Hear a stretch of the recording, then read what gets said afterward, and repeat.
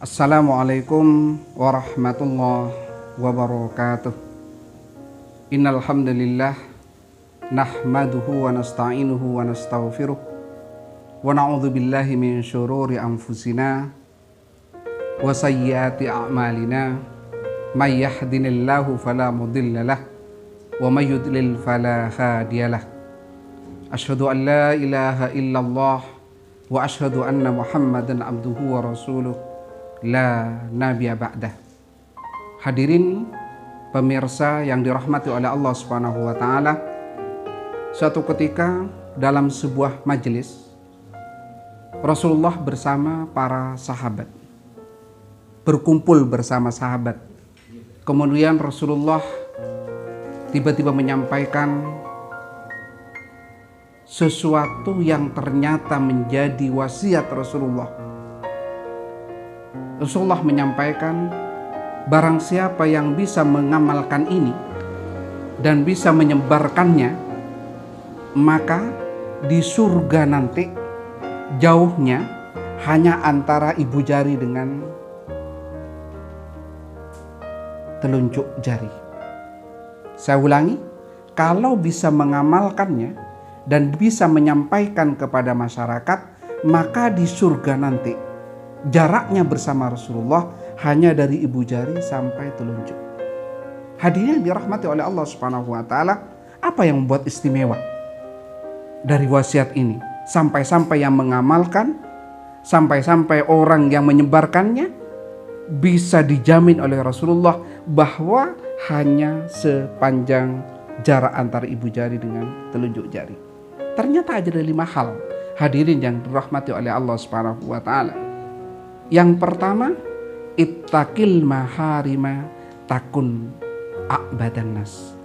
Takutlah melakukan sesuatu yang diharamkan oleh Allah Subhanahu wa taala, maka engkau akan dijadikan orang sebaik-baiknya hamba Allah. Ittaqil maharima takun a'badan nas. Takutlah mengerjakan sesuatu yang dilarang oleh Allah Subhanahu wa taala, maka engkau dipastikan menjadi hamba yang paling baik. Ada 2 larangan. Satu larangan dari Allah Subhanahu wa taala, yang kedua larangan menyakiti hamba-hamba Allah Subhanahu wa taala. Hadirin yang dirahmati oleh Allah Subhanahu wa taala, yang kedua, wardo bima qasamallahu lak. Menerima apapun yang diberikan oleh Allah Subhanahu wa taala, takun awunan nas. Allah menggunakan sebuah kalimat takun, kana yakunu kaunan, dalam gramatika bahasa Arab itu dipastikan engkau jadi, kata Allah. Dipastikan engkau jadi orang kaya. Jadi kalau jenengan semua, kita semua ingin kaya, terima apa yang ada dari Allah Subhanahu wa taala. Pasti akan dibuat kaya oleh Allah Subhanahu wa taala. Allah berfirman dalam ayat yang lain, la in syakartum la azidannakum. Kalau kita mensyukuri nikmat yang telah diberikan oleh Allah Subhanahu wa taala, pasti akan aku tambah nikmatnya. Jadi menerima apa yang diberikan oleh Allah Subhanahu wa taala, maka kita akan dibuat kaya. Awunan nas itu kaya. Kaya itu ada 2. Ada kaya hati, ada kaya harta. Kaya ada dalam 2 fase, kaya di dunia dan kaya di akhirat. Dan Allah tidak membatasinya. Maka orang yang menerima apa yang diberikan oleh Allah Subhanahu wa taala akan kaya baik di dunia maupun di akhirat. Akan kaya baik kaya harta maupun kaya hati. Hadirin yang dirahmati oleh Allah Subhanahu wa taala, ada seorang yang dilahirkan dalam keadaan cacat. Kemudian dia menyesalinya. Dia ada di dalam ruangan, dia menyalahkan Allah Subhanahu wa taala, maka sampai kapanpun dia akan miskin. Mengapa? Karena tidak menerima yang diberikan oleh Allah Subhanahu wa taala. Seandainya dia menerima bahwa cacat itu datang dari Allah dan dia yakin bahwa Allah akan memberikan sesuatu yang lain, maka dia akan sukses. Seorang fotografer terbaik di Indonesia, tangannya cacat, ininya putul, ininya putul. Dia fotografer terbaik di Indonesia. Hanya dengan menggunakan sisa tangannya, kanan dan kiri, dia menggunakan ini menjadi fotografer hebat. Kenapa bisa? Karena dia menerima apapun yang diberikan oleh Allah Subhanahu wa taala. Yang ketiga, wa ahsin ila jarik takun mu'minan. berbuat baiklah kepada tetanggamu, orang dekatmu, maka engkau dipastikan menjadi orang yang benar-benar mukmin. Artinya apa? Orang yang tidak baik dengan tetangganya, orang yang memusuhi tetangganya, orang yang selalu membuat tetangganya kesal, maka dia sebenarnya bukan mukmin yang sempurna. Sebab mukmin yang sempurna adalah mukmin yang dengan tetangganya bisa berbuat baik. Dan orang itu bisa kaya. Kok bisa? Ketika ada orang bertanya tentang dirinya, kalau kita baik kepada tetangga kita, maka tetangga kita itu rumahnya. Bapak, orang itu baik enggak? Baik. Tuh bank, ketika mau beri pinjaman, tanyanya kepada sekitar kita. Kalau kita baik kepada mereka, maka mereka akan mengatakan baik. Dan karena itu kita sukses. 15 abad tahun yang lalu, Rasulullah menyampaikan itu. Wa ahsin ila jarik, berbuat baiklah kepada orang terdekat, maka kamu akan dibuat menjadi orang yang mukmin yang sempurna. Yang keempat, wa ahabba linnas ma tuhibbu li nafsik, berbuat wa ahabba linnas, mencintai orang lain, manusia yang lain sama dengan mencintai dirinya sendiri. Rasulullah bersabda dalam hadis yang lain, la yu'minu ahadukum hatta yuhibba li ahihi ma yuhibbu li nafsihi. Tidak akan sampai kepada titik optimum keimanan yang sempurna sampai orang itu mencintai orang lain sama dengan mencintai dirinya sendiri. Lihat dalam ayat yang lain, lan tanalul birra hatta tunfiqu mimma tuhibbun. Tidak dianggap orang baik sebelum dia memberikan apa yang ia sukai kepada orang lain. Jangan khawatir hadirin yang dirahmati oleh Allah Subhanahu wa taala. Allah akan mengembalikan apa yang kita berikan kepada orang lain. Mari kita menggunakan logika sosial. Ada orang lewat di depan kita, kita senyum. Mereka senyum enggak?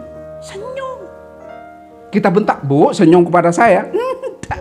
Kita cukup senyum kepada orang, maka Allah mengetuk orang itu senyum kepada kita. Julurkan tangan kanan. Dia menjulurkan tangan kanan kepada kita. Baik kita kepada orang lain akan baik kepada kita. Pandai kita menyimpan rahasia orang lain, maka orang lain akan pandai menyimpan rahasia kita. Dermawan kita kepada orang lain, maka ketika kita terpuruk dan tidak punya sesuatu, masyarakat berduyun-duyun untuk membantu. Kenapa? Allah yang mengetuk. Wa may ya'mal misqala dzarratin khairan yarah. Wa may ya'mal misqala dzarratin khairan yarah. Kebaikan yang diberikan kepada orang lain, maka akan kembali kepada kita.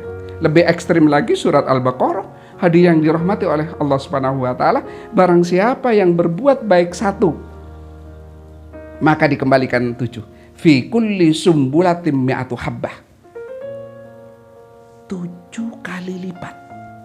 Sahabat tanya kepada Rasulullah, apa itu maksudnya ya Rasul? Maka Rasul mengatakan, kalau engkau sedekah 1 dinar, maka dikembalikan 7 dinar oleh Allah Subhanahu wa taala. Kalau kita sedekah 1000 akan dikembalikan 7000 oleh Allah Subhanahu wa taala. Kalau kita sedekah 7000, maka akan diberikan 49 dikembalikan kepada kita. Di dunia? Iya. Karena orang beragama Islam itu tidak hanya bahagia di akhirat saja. Mari kita buka filosofinya. Rabbana atina fid dunya hasanah wa fil akhirati hasanah wa qina adzabannar. Orang yang berislam, orang yang beragama, maka orang itu akan dibahagiakan bukan hanya di akhirat, tapi dunia juga bahagia. Bukan hanya dikayakan di akhirat, di dunia juga akan dibuat kaya oleh Allah Subhanahu wa taala. Jangan pernah khawatir miskin karena sedekah. Jangan khawatir miskin karena memberikan sesuatu kepada siapapun. Sebab justru Allah akan memberikan kelebihan-kelebihan, mengembalikan 7 kali lipat apapun yang kita berikan. Yang terakhir, hadirin yang dirahmati oleh Allah Subhanahu wa taala, ikhtarul akhirah 'alad dunya. Mendahulukan kepentingan akhirat daripada kepentingan dunia. Hadirin yang dirahmati oleh Allah Subhanahu wa taala, bukankah dalam ayat yang lain imbang? Ingat, yang menciptakan kita Allah, yang memberikan rezeki kita Allah, yang membuat sehat kita Allah, uangnya juga datang dari Allah. Kalau mendahulukan Allah, maka kita juga akan bahagia di dunia. Ada orang buka toko. Ketika adzan Jumatan, kemudian ditutup tokonya. Maka secara logika rugi setengah jam karena tokonya ditutup. Tapi bagi Allah tidak. Setelah tokonya dibuka setelah Jumatan, Allah tinggal mengetuk si Abduh. Allah tinggal mengetuk si Siti. Allah tinggal mengetuk orang lain diketuk, berduyun-duyun datang ke tempat di mana orang itu menutup selama setengah jam. Tidak sulit kan bagi Allah?